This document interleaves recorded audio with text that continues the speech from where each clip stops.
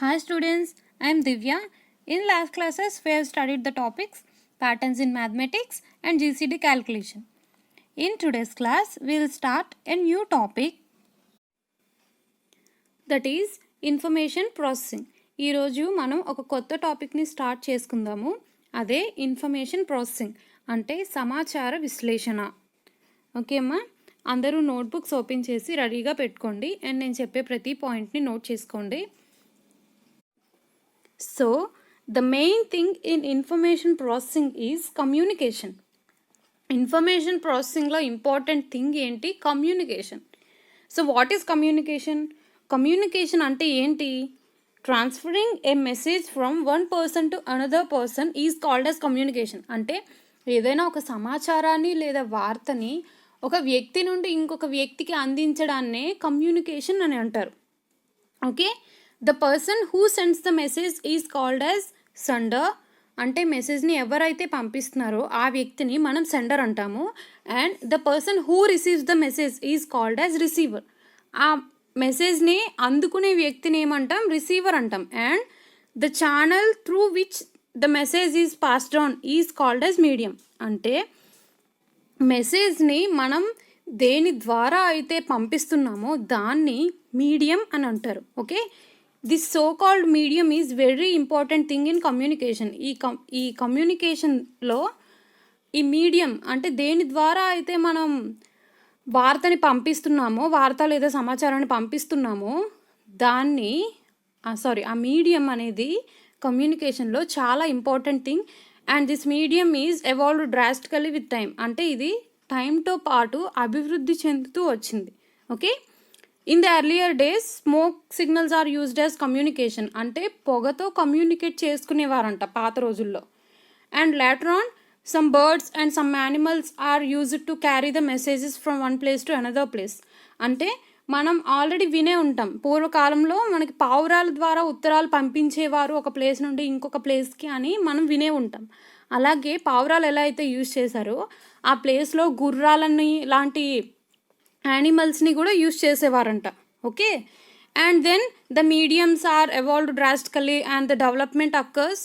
So then telephones are invented and the telephones were developed later on and now we have mobile phones. So ఈ మీడియంస్లో వచ్చిన advancements వల్ల మనకి communication process అనేది so easy అయిపోయింది. Okay, and now here we have some images about the mediums of communication and now will number them from oldest to latest. అంటే పాతకాలం నుండి ఇప్పటి వరకు ఆ మీడియమ్స్ ఎలా ఇంప్రూవ్ అయ్యి వచ్చాయి అనేది ఇప్పుడు మనం నెంబరింగ్ ఇచ్చుకుంటూ చూద్దాము. ఈ ఇమేజెస్కి మనకి నెంబరింగ్ చేయమని అడిగారు, సో మనం నెంబర్ చేద్దాము. ఫస్ట్ కమ్యూనికేషన్కి మనకి ఏది యూజ్ చేసేవారు? ఆ బర్డ్స్ని యూజ్ చేసేవారు. So this will be the first one. And then first return communication అనేది సింబల్స్ ద్వారా జరిగిందంట. So this will be the second one. And then మనకి లెటర్స్ వచ్చినాయి అండ్ పోస్ట్ వ్యవస్థ వచ్చింది. And this will be third one.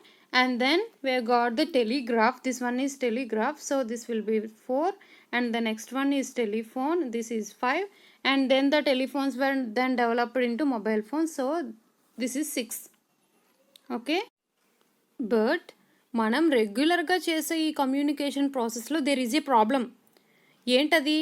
మనం ఏదైనా ఒక ఇన్ఫర్మేషన్ ఒక ప్లేస్ నుండి ఇంకొక ప్లేస్కి పంపించేటప్పుడు ఓన్లీ సెండర్ అండ్ రిసీవర్ మాత్రమే కాకుండా మిడిల్లో ఉండే ఇంకెవరైనా వ్యక్తులు కూడా ఇన్ఫర్మేషన్ని తెలుసుకునే ఛాన్స్ ఉండొచ్చు, రైట్?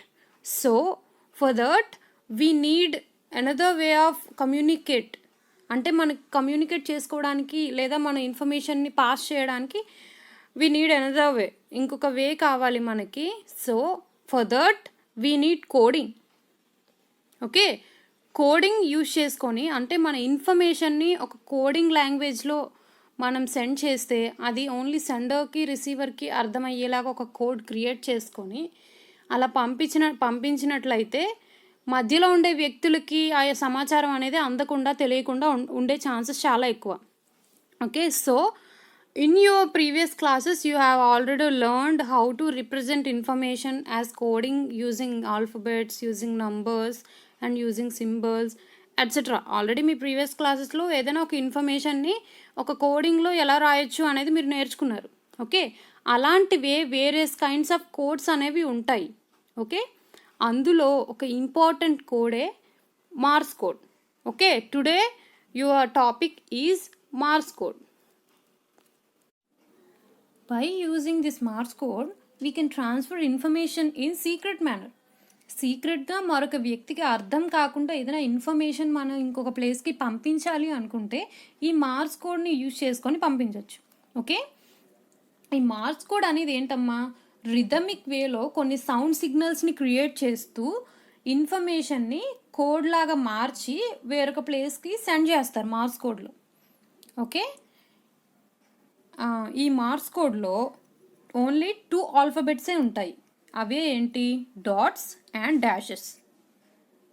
ఓకే, ఎలా అయితే మనకి ఇంగ్లీష్ లాంగ్వేజ్లో ఏ నుండి జెడ్ వరకు ఏబిసిడి అని జెడ్ వరకు 26 లెటర్స్ ఉంటాయో ఈ మార్స్ కోడ్లో మాత్రం కేవలం 2 లెటర్సే ఉంటాయి. అవే ఏంటి, dot and dash.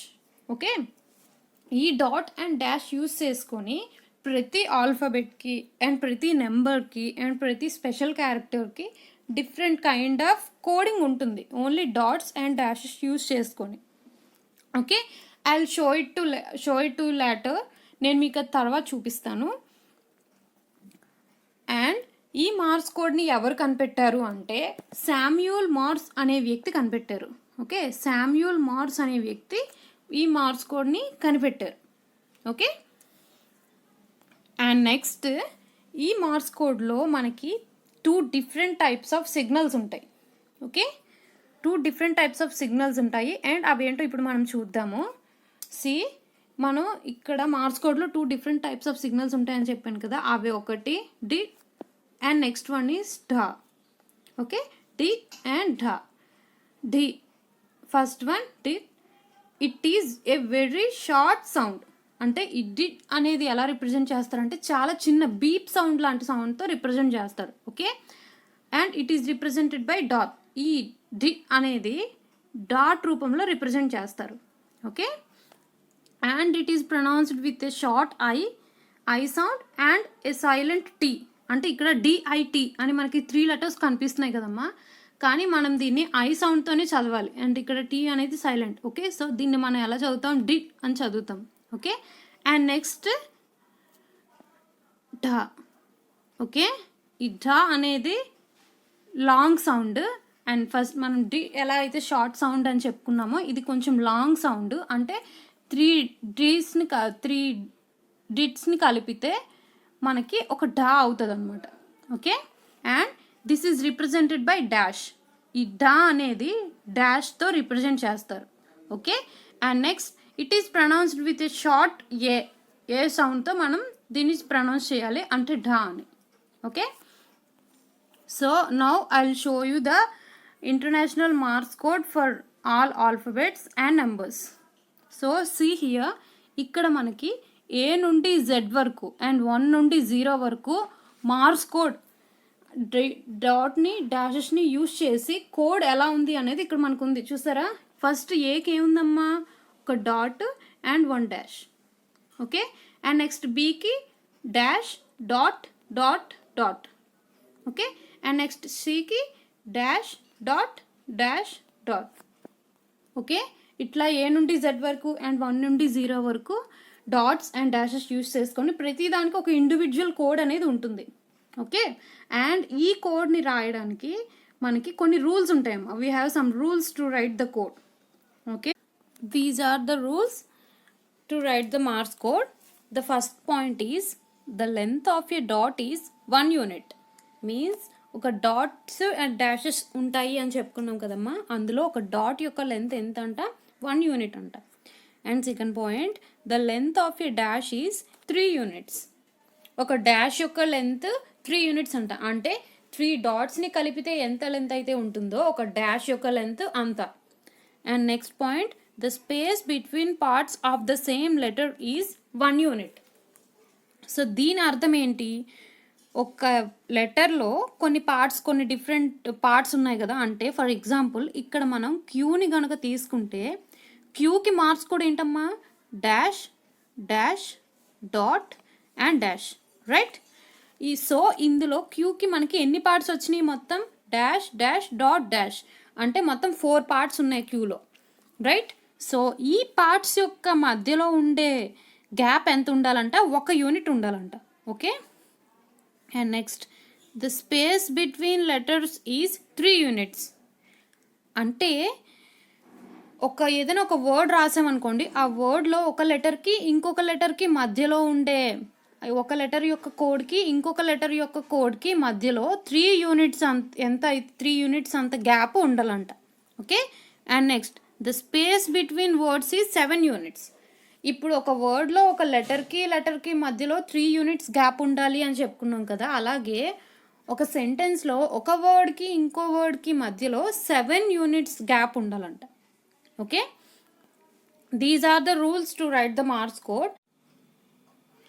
Before going to practice, I'll show you one video. As I said, Morse code uses sound signals in a rhythmic way to represent the alphabets. This video will show that representation, and students listen carefully.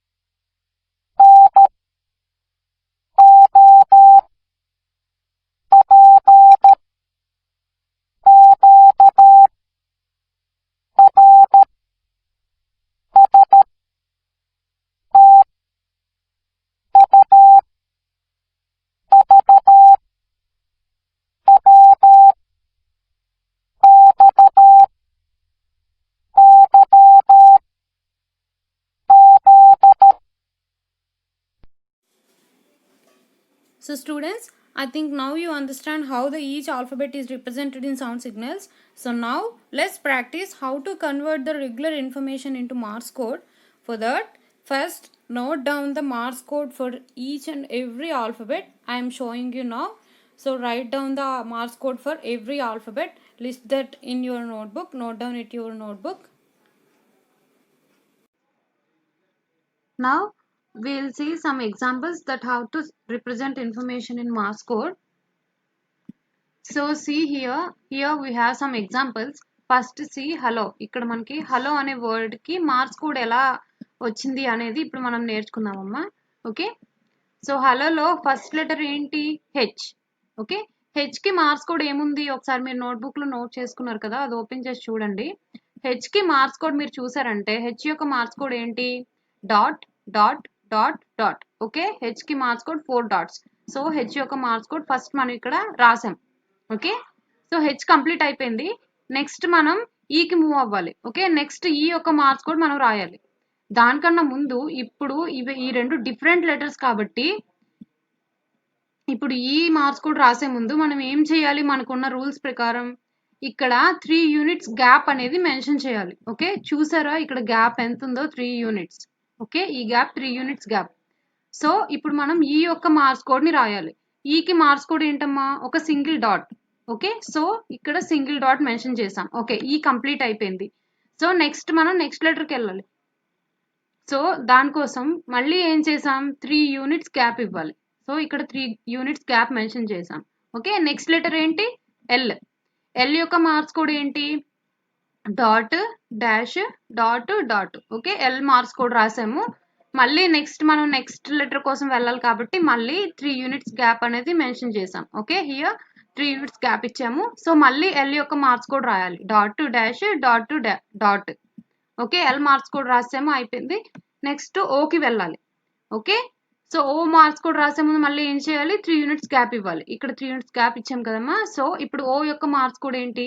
Dash dash dash. So ఇలా మనం ఏదైనా ఒక word ని Morse code లోకి change చేయొచ్చు, okay? అర్థమైందమ్మా? Okay, next ఇంకొక example చూద్దాము. Marks code. ఇప్పుడు ఈ మార్క్స్ కోడ్ అనే దాన్ని మార్క్స్ కోడ్ లోకి ఎలా మార్చాలి అనేది చూద్దాము. సో ఇందులో ఫస్ట్ లెటర్ ఏంటి? ఎం, ఓకే? ఎం యొక్క మార్క్స్ కోడ్ ఏంటి? Dash dash. Okay, first Morse code రాసాము. నెక్స్ట్ లెటర్కి వెళ్ళాలి కాబట్టి ఏం చేయాలి, 3 యూనిట్స్ గ్యాప్ మెన్షన్ చేయాలి. ఓకే, 3 యూనిట్స్ గ్యాప్ ఇచ్చేసాము. నెక్స్ట్ ఓ యొక్క మార్క్స్ కోడ్ ఏంటి, 3 dashes, dash dash dash. Okay okay, O యొక్క మార్క్స్ కోడ్ కూడా రాసాము. And next moving to R. Okay, R యొక్క మార్క్స్ కోడ్ రాసే ముందు 3 యూనిట్స్ గ్యాప్ ఇచ్చాం. ఓకే, 3 యూనిట్స్ గ్యాప్ ఇచ్చాము. నెక్స్ట్ ఆర్ కి మార్క్స్ కోడ్ ఏంటి, dot dash dot. Okay, R కి మార్క్స్ కోడ్ రాసాము.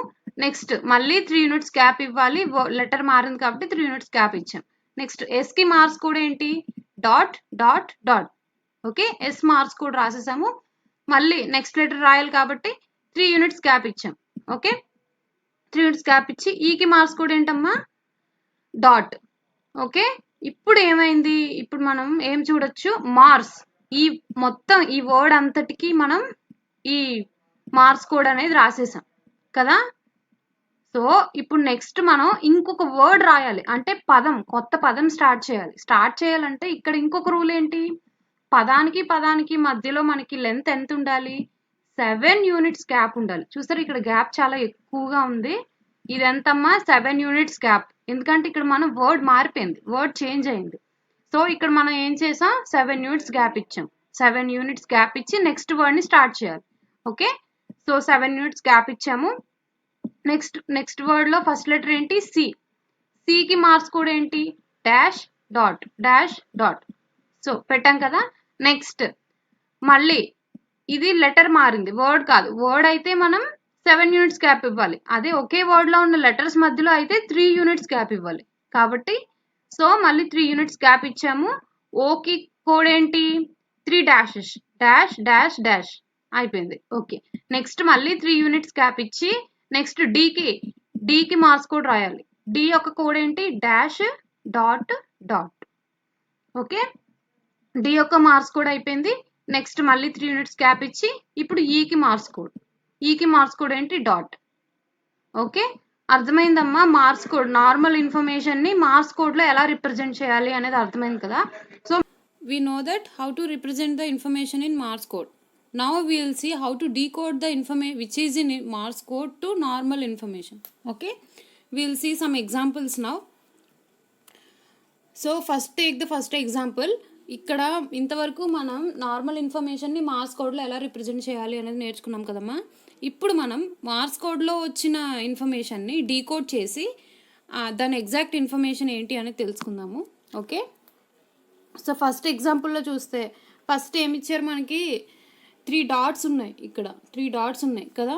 సో 3 డాట్స్కి ఈ కోడ్ యొక్క ఆల్ఫబెట్ ఏంటమ్మా, ఒకసారి మీ నోట్స్లో చెక్ చేయండి. 3 డాట్స్ అంటే దాని alphabet S. Okay, so next మనకి 3 యూనిట్స్ గ్యాప్ ఉంది ఇక్కడ. దాని నెక్స్ట్ 3 యూనిట్స్ గ్యాప్ ఉంది అంటే ఆ నెక్స్ట్ వచ్చేది తరువాత లెటరు అని అర్థం కదా. ఓకే, సో తర్వాత లెటర్ ఏముందమ్మా, డాష్ డాట్ ఉంది. అంతవరకు ఉండి తర్వాత మళ్ళీ 3 యూనిట్స్ ఉంది, అంటే ఇక్కడితో ఆ ఆల్ఫబెట్ అనేది ఎండ్ అయింది. సో డాష్ డాట్ దేనికి కోడ్, సికి కోడ్, రైట్. అండ్ నెక్స్ట్ మళ్ళీ 3 యూనిట్స్ ఉంది కాబట్టి సో ఇక్కడ నెక్స్ట్ లెటర్ స్టార్ట్ అవుతుంది. సో ఇక్కడ కోడ్ ఏంటి, 4 డాట్స్ కదా. 4 డాట్స్ అంటే ఏంటి, ఆల్ఫబెట్ హెచ్. ఓకే, నెక్స్ట్ మళ్ళీ 3 యూనిట్స్ గ్యాప్ ఉండి ఇంకొకటి స్టార్ట్ అయింది. సో ఇది ఇంకొక ఆల్ఫబెట్ అని అర్థం. సో ఆ కోడ్ ఏంటి, 3 డాషెస్ ఉన్నాయి. 3 డాషెస్ అంటే దేనికి కోడు, ఓకి కోడ్. సో అదేంటి, ఓ. నెక్స్ట్ మళ్ళీ 3 యూనిట్స్ గ్యాప్ ఉంది. నెక్స్ట్ మళ్ళీ 3 డాషెస్ ఉన్నాయి, అంటే ఇది ఓ. మళ్ళీ నెక్స్ట్ మళ్ళీ 3 యూనిట్స్ గ్యాప్ ఉంది, అంటే next letter. So dot dash dot ఉంది. ఇది దేనికి కోడ్ అమ్మా, ఎల్కి కోడ్. ఓకే, సో ఈ ఓవరాల్ ఈ మార్క్స్ కోడ్ని డీకోడ్ చేస్తే మనకు వచ్చిన వర్డ్ ఏంటి, స్కూల్. ఓకే, సో ఇలా మార్క్స్ కోడ్లో ఇచ్చిన ఇన్ఫర్మేషన్ని డీకోడ్ చేసి మనం రెగ్యులర్ లాంగ్వేజ్లోకి చేంజ్ చేసుకోవాలి. అర్థమైంది కదమ్మా. So students, till now we have discussed what is Morse code, how to represent the given information into Morse code, and also how to decode the information represented in Morse code into regular language, right. ఇంతవరకు మనం marks code అంటే ఏంటి, మనకి ఇచ్చిన ఇన్ఫర్మేషన్ని Mars కోడ్లోకి ఎలా change చేసుకోవచ్చు, and అలాగే మార్స్ కోడ్లో ఇచ్చిన ఇన్ఫర్మేషన్ని డీకోడ్ చేసి మనం నార్మల్ మెసేజ్లోకి ఎలా మార్చుకోవచ్చు అనేది చూసామమ్మా. I hope all are understand well. If not, once again play the video and learn properly. I'll give you one assessment to practice. So solve it and practice well. Take care. Thank you.